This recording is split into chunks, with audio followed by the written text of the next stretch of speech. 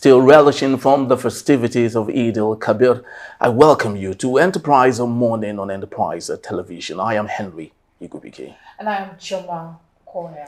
All right, this very beautiful Monday morning, we have exciting stories to give you, of course, starting from our newspaper headlines today. And right after that will be our main conversation also for today. But we'll get everything all sorted out for you. Please do well to visit our website daily at www.enterprisetvnews.com, and also like, comment respectfully, and follow us on all our social media platforms at Enterprise TV7. With us today in the studios to do justice to our newspaper headlines is no other but Barrister Evans Ofeli. He is a barrister at law and also a public affairs commentator. Good morning to you, Barrister. Morning, thank you. And welcome. Morning, thank you. To Enterprise Morning today. So quickly, let's start off with our first daily, and it's coming from the Daily Independent newspaper. And the big story here says Tinubu inherited that economy from Buhari presidency. Affirms. And the rider there says President reforms restoring investor confidence, and the sub-rider Nigeria now bankable again, inflation to be tamed soon. Okay, moving on, but on the top strip of the Daily Independent newspaper, Eid al-Kabir, President Tinubu harps on sacrifice required of good citizens. And also still on the top strip of the same newspaper, Serap urges Tinubu to uphold workers' right to living wage. We have a sad story here, Saturday tragedy. Gunmen kill 10, abduct several in Sokoto community. All right, so let's get into the meaty part of our discussion today, and that borders around the report done by New York Times, and also a counter reply from Bayo Onanuga. And we have it authoritatively here, and I'd love to ask this very important question. But before doing that, I'd love to maybe quote one or two from Bayo Onanuga. He said that President Bola Ahmed Tinubu inherited a dead economy, that the economy was bleeding and needed quick surgery to avoid being plunged into the abyss, as happened in Zimbabwe and Venezuela. He added, this was the background to the policy direction taken by the government in May-June 2023, with the abrogation of a fuel subsidy regime and the unification of the multiple exchange rates standing out. You have been a very strong critic of this. The report done by New York Times, I want to believe you've gone through it. Very well. Now, if you've gone through it just like you did say, do you think what's stated there is a good enough painting of what Nigeria looks like? It's a pure reflection of where we are. The New York Times did a thorough job on why we are now here. You see, because the president's spokesperson is trying to do what they call damage control. But what he needs to know is that he said himself that as at the time he came, the economy was bleeding and needed a surgery. The country was in an urgent situation, needed support. Okay, so if you know that the economy was bleeding and needed support, why did you strangle the economy dead completely? You did not inherit a dead economy. He made reference to a respected professor, former CBN governor, Charles Solodo, was the one who actually said that this president inherited a dead economy. But that is in contrast with also what he said, what Bayananiga said when he said the country was only bleeding and needed support. So he contradicted himself all the while in both issues. But the truth is that if someone, for example, is bleeding, okay, and needs urgent medical care, what do? Do you pull out all the medical support machine that you plumb the person to get him resuscitated? Or do you need to get further and advanced medicine for him to come back to life? What this president did, was to completely, take down the life support of the Nigerian economy and didn't have any plan whatsoever. You see, nobody has criticized him for removing subsidy. The criticism we have is removing it without thinking on what to do thereafter, without knowing what to do thereafter. Removing it thoughtlessly was the issue. Otherwise, we all knew that subsidy was grounding the nation, was sucking too much from it. We knew that. And our criticism is not that he removed subsidy, that he removed it thoughtlessly. Didn't know what to do. After removing it, became an afterthought.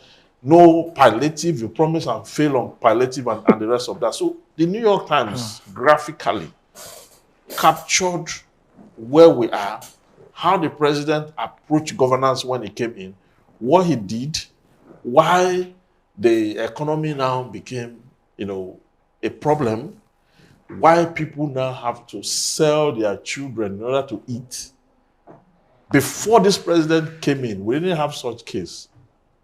There was a woman that sold the daughter for 30,000 naira. It was after they had given her food. She now recovered from her mental state and said, I was impatient. I started looking for the buyer. Couldn't find the buyer. So you see, before this government came, we're not there.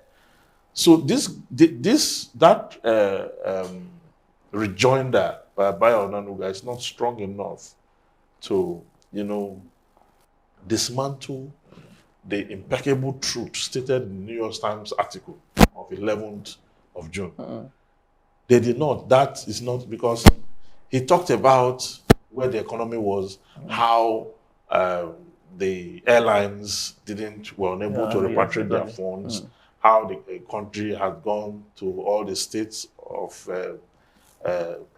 suffering and has gone to a state of almost irredeemable economic situation, and how the president has now put in measures. The measures he put in were counterproductive. That's what we're saying. People had some semblance of stability in cost of living before they came in. They came in, cost of living, they eroded it completely. That's what I'm saying. They should admit that this was a mistake. Because this is a government that don't admit any error. They should admit that this was a mistake and that the New York Times is right, but that they are not also sleeping on their oars. That what they are doing is they are looking for a way to recover from the errors they have committed already. That is how to communicate if you want to say the truth. But when you become defensive all the time, and the New York Times did not look at it, he only amplified. Now look at what he said. He didn't say what the New York Times said was false. You know what he said? He said that it was the previous administration. Do you understand? It was the previous administration that brought it to that level. My question now is that previous administration, which political party drive that previous administration? Is it not the same political party? So where are you jumping ship to? Where are you pushing the blame to? Thank you. Thank you. So it's indefensible, yes. Thank you, Brenda. Now, looking at the article New York Times gave, which was well detailed, yes. And where do you think this will place Nigeria? How will foreign investors, how would the other countries look at us moving forward? And do you think that Bayo Onanuga did enough damage control? No, what he did was not. It was government to defend itself. Okay, but government must defend itself by correcting errors, published somewhere or perception created somewhere, and he should do it with correctness. Okay, because what he's doing now is that he's also adding to the problem. Adding to the problem because he does not want to admit to the fact that an error was committed, an error was made. Okay? Does not want to admit to that fact. Two, he's taking it from an angle of, we know exactly what we are doing. You cannot tell us, that is the tune, what to do. The persons who wrote these articles, they took their time to look at the economic variables, the outcome of policies. Okay, you had policies, but you see, policies are not enough. What were the outcomes of the policies? The policies took us to a place of no return, where we are barely surviving, and people are just trying to make body and soul to work. And that's exactly what happened. So where is it going to take us? One, the investors who are supposed to come into the country will see that clearly these people can make errors and not admit they are not sincere. Okay? They are not able to tell us where they are projecting Nigeria to. They are not able to tell us where the destination is or what the plans are. They are not able to tell us all that. They are telling us that removing subsidy and floating the naira at the same time was the best they could have done at the time. Okay? But it plunged us into irreversible suffering. Okay? Economic downturn. Even in 2009, when you had the global economic downturn, Nigeria did not feel it this way. We didn't get it this bad. Then he went further to say that there's economic crunch all over the world. That in America and in the UK, that he mentioned names of two persons in those economies that raised concerns repeatedly that this is, he forgot that in those economies he's talking about, what they were talking about is that they're talking about the living, cost of living economics. Not here. We have breakdown infrastructure that was never working. Social amenities never working. All these things are never working. Now it's comparing Nigeria with the US and the UK, where they had gone past, they have a stability on infrastructure. There is no way cost of living in the UK would distort the transport system, the train system. In America, in all these places. Here, you don't have structural infrastructure. You don't have stability in your infrastructure, in your politics, in all the things around you. Then you now have cost of living hike on it. So what we are saying is that you cannot actually make that comparison if you really have your thinking cap running. All right. So you cannot make that comparison. Very true. As part of the damage control, food inflation stands right now at 33.6, and Bayo Onaduga said the Tinubu administration and the 36 states are working assiduously to produce food in abundance to reduce the cost. Some state governments, such as Lagos and Akwa Ibom, have set up retail shops to sell raw food items to residents at a lower price than the market price. Is Bayo Onaduga really in Nigeria? Does he truly understand what it means to you know what he's doing? Food you know what he's doing? You know what he's doing? He's reading from policy documents. He's not on the street. You know, what he said actually, citing Lagos State and Akwa Ibom State. There is a policy in the works with that, but it sounds like the thing is already ongoing. Do you understand what I'm saying? It's an economic intervention, okay, which they are putting together, but it's not telling the New York Times that this is what is ongoing. It's not ongoing. Where are the shops in Lagos where the price have been reduced to a bag of rice have been reduced to 40,000, for example? Which places? What Lagos did was they came up with one mama put arrangement that you can go and eat there at is it 14 naira? I don't know how much. That arrangement had not seen the light of day. You understand? It's because intervention, you cannot ask people to go and eat somewhere and call it a measure for intervention. No, because it doesn't cut across. No, it doesn't cut across. One, two, not everybody will pull to that. Okay. You needed to keep that thing that alleviated people's pain across board, which was the subsidy. Because now you are paying more to take people back to where they were before you came, and you will still not succeed. All right, so that's the cost of thoughtlessness. Very, very true. Yes. Just before we move on to our next daily, I just hope that I don't know. Do you think the man in question here, Bola Ahmed Tinubu, sees through all of this, and do you feel that there's a chance for him to maybe have a rethink now that the international community? It's not seeing through anything. We are back to the subsidy now. We are paying it again. So why disrupt? You see, that's what I'm saying. When you do things thoughtlessly, you can't lead 200 million people like that. You have to lead them from hindsight. You must understand what you are doing. Every policy and its far-reaching implication must be considered. If I move this cup from here and bring it here, you should know that when it's here and it's raining, rain will not touch it. But if it's here, rain is going to touch it. So as I move it here, the next thing I will do, I will go and buy umbrella. The next thing I will do is to go and get other things that will protect it from damage.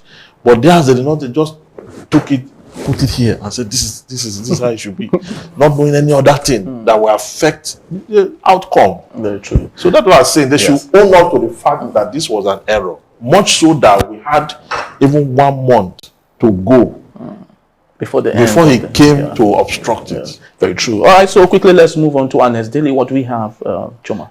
The next daily here is the Vanguard newspaper, and it's on the top strip. NFF stabbed me in the back. That is coming from Hindi.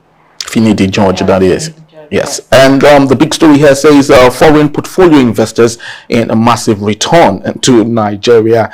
And that's on page 21. The writer there says as market share rises to 28 months high, the subwriter shares up external reserves, and analysts attribute development to CBN's hawkish monetary policy. And still on the front page of the Vanguard newspaper, Makinde lacks power to crown new Olubadan. That is coming from Ladoja. Details are on page 4. All right, and still on the downstream of the same newspaper, minimum wage labor tripartite committee chair in a verbal war. Now let's get into the big story here. Foreign portfolio investors in massive return to Nigeria. This is some form of a transition, if you ask me, from our earlier discussion. With the analysis that we have here, do you truly feel that foreign investors are coming back? Remember, the owners, the biggest shareholders in Guinness just sold their shares. And I'm wondering, with this, do you really think foreign investors are making their way back to the country?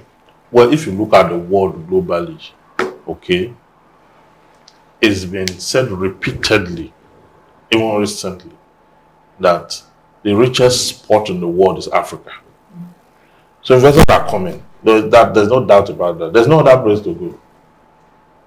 Do you understand? Africa is the continent that is, even before now, colonial era, the Berlin Conference, okay, when Africa was balkanized for what? For imperialism. Imperialism is what the West holds strong.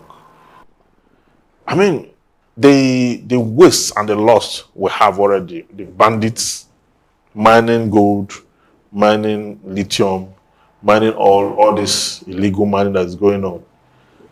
Those are materials for foreign investors. Okay. Investors will come, but we need to, first of all, prepare the ground for them. These ones that are living all over the world, company go and company come. Okay. These ones that are living, many of them have been here in Nigeria since the 60s. Yeah. You understand? Many of them are here since the 60s.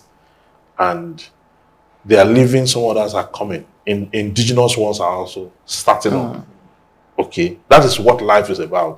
It's not about static or stationary. You will always have exodus, you have movement. So there's nothing bad for Diageo to live in the country? No, so Tolerant took over now.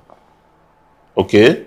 Not like we lost the entire thing now. I mean, you could see the transition. It's a transition. Why some companies do no longer believe in our economies and they are living by their own economic projection and analysis, some are coming to stay. When MTN came to Nigeria, they had a projection, a 10-year projection, when they came in. I read then the economists. Their 10-year projection, they hit it in 2 years. The owner of MTN left South Africa, came to Nigeria. He lives in Ikoyi. That he has never seen that kind of thing before. He moved away from his country. He lives in Nigeria here.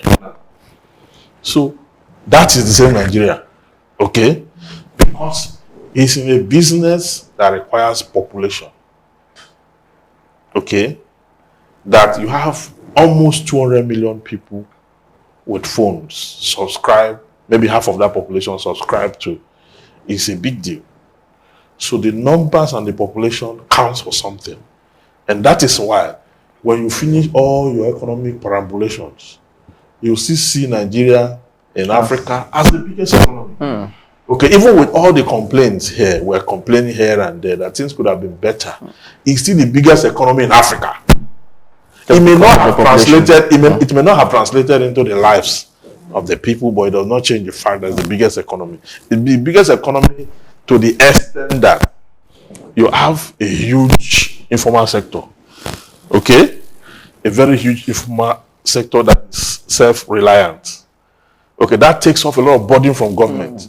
That's why our government is thoughtless. They are thoughtless. Because if you have an economy that have huge base of it and informal, it's a relief to the government. There are countries where all of them will queue at the government.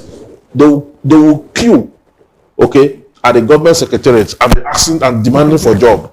And they will shut down, nobody will go, nobody will come out. But here, people are naturally entrepreneurial. Some people have family businesses. Some are from families where they do medical. Some are mechanics. Some are scattered all over the place. People are self-reliant. That is supposed to be a plus. What government need to do is now create an enabling environment for them and give them credit facility to continue to deepen their independence. If you are not doing that, if you turn it again, you are not giving them light, you're not giving them water. They are sourcing all these things themselves. And you want them to be subservient to a central government and a regional government. Thank you. Thank you, Barrister. Now, let's just give a little, looking at this point here that analysts attribute to CBN's hawkish monetary policy. Now, do you think the CBN is also playing key role? Because you said Nigeria is really rich and we need to prepare the ground for them. Does CBN have to play a role in the preparation? Of course, by policy now, CBN is in charge of fiscal policy, monetary policy. Okay, it's from there that the economic projection is defined. Before the Bureau of Statistics will now give us the outcomes, and then you now have what it is. But the CBN's role is very critical here. It must address this exchange rate. You know why? It has to address it. Otherwise, the exchange rate should have had a natural rebasement if we are producing. Okay? You don't need policy. Maybe the policy you need is to bring in manufacturing. Okay? Maybe the policy you need is for us to export more. Not like you're going to be looking at the exchange rates and be looking for how to bring it down by flooding the economy with dollars so that the thing will fall by force. That's not what you need. Iron ore, for example, is a huge market for it outside. We have it here. Okay? Bitumen, there's a huge market for it outside. Gold, there's a huge market for it. We have all those resources here. Okay? Even agricultural produce. Okay? We have it here. Many of them. The ones you see in the West, if you buy banana, for example, in the UK, the taste is different from the banana you buy here. This is natural. Okay? Now, those natural produce are needed in places and not the one that are genetically modified. You understand? So why don't you sponsor people? Give them land, those who are ready to farm. Give them the mechanized equipment. Give them all they need so that they can go and have those natural produce out and take it to places where they are needed. Very true. Very true. So let's move on to our last thing for today, what we have. On the Salah celebration, President Tinubu, Buhari, Sultan can prefer solutions to hardship. And we have a rider to that story. President urges citizens to share with one another. Former President Buhari seeks return to farm. All right, on the bottom strip of the same newspaper, cholera. Lagos opens emergency center. UNICEF urges water provision. And on food inflation soars by 61% in 1 year. That is coming from MBS. Details are on page 18. And still on the downstream of the same newspaper, police probe death of US-based businessman in Lagos. And on the minimum wage, federal government pushes 62,000 paid despite Labour's opposition. Details are on page 6. All right, so what do we have? What interesting? Now let's talk about on the Salah celebration. Tinubu Buhari, Sultan can provide solutions to hardship. President urges citizens to share with one another. Now, at this point, every time the president always talked about citizens having to make sacrifices to share and to provide solutions to hardship. If you were to advise the president at this point in time, even with the New York release recently, what would you say to him on the best way to handle the current state of the economy? Well, during the week before, on a broadcast, Shehu Sani spoke at an event where the president was there, and he advised the president on very salient issues. Now, the president in the past used to be in the trenches, just like we're now. This is how this all the way we're doing here now. Talk about the ills of government and how government should come do the right thing for the citizens. And he called on the president to ensure that these people succeed. The ones that have been incarcerated since the NSAS, he called on the president to free them. And he told the president that if these people succeed, it means that the president has succeeded. But that if the president fails, it will mean that all the agitations they did, he talked about how Sani Abacha had put them in prison. He was to kill them a few days before he died himself, with Obasanjo and the rest of them were all to be killed before Abacha died and all that. And before the whole thing changed. And he told the president specifically, the president must do something about the current state of the Nigerian situation, having sacrificed all his life in the trenches and struggling to ensure that we have. So my advice to the president is not enough to call on the citizens to make sacrifice. It's not enough. This sacrifice, we have been on this sacrifice for too long. Okay, it's for him to call on the general government to reduce the cost of governance. See, because this thing he's saying is very, very pathetic. The last time the president came to Lagos, I counted 72 SUVs that he came with, that roaded into the country, into the state with him. Okay, at his age. Now, he should know that this is wastage. Okay, none of them is less than 200 million. Then they will fuel it and they will be parading all over the place in this small city. They didn't allow us to go out. Okay, so we're saying that is not sacrifice on the part of the government. The last year's supplementary budget is from where they drew money to buy all those vehicles. Shortly after, they had removed subsidy and people were almost dying. He did not do a supplementary budget to assist the people and their cost of living. He did not use it to buy cars. So, profligacy, and started traveling all over the place. So I don't think the president have the moral justification to actually tell the citizens to sacrifice. I don't think so. I think it's just a way of mockery, mocking the citizens for the situations they found themselves, which was actually caused by the government itself. And I think that is also the least most unfortunate. Very true. Choma, it's often said that he who comes to equity must come with clean hands. Yes. So. Okay, moving on. We want to say a very big thank you to Pastor Faye. Thank you for joining us. Yes, and just to let you know that he will be around to take us also on our main conversation for today. Yeah, when we return, police allege irregularities, corruption in constables' recruitment. Stay with us.